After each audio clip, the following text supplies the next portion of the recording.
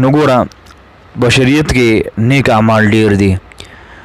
د لارې نه کې سړی یو تکلیف دی سیز دی هغه راواخلي او لري کې ثواب نه دی به کړي نو ان شاء الله تبارک وتعالى الله تبارک وتعالى جل جلاله په دې باندې ډیر لوی اجر ورکړي. لکه حدیث کې راځي عن ابي برده رضی الله عنه قال قلت يا نبي الله علمني شيئا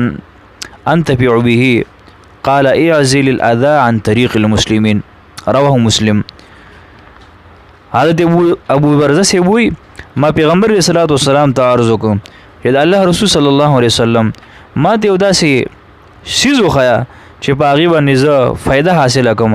د هغې نه زه نفع واخلم. پیغمبر اسلام وفرمایل اعزل الاذى عن طریق المسلمین د مسلمانانو د لارې نه تکلیف دی سیز لرې کا. یعنی دا ته نبی کریم صلی الله علیه وسلم یو داسې عمل وښوده چې دین مسلمان پیدا اخیستی شي.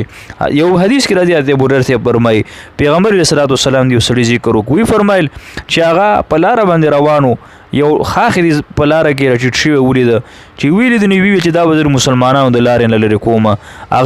هغه لري که او د دغې په وجه باندې الله تبارک وتعالی دې جنت ته داخل که.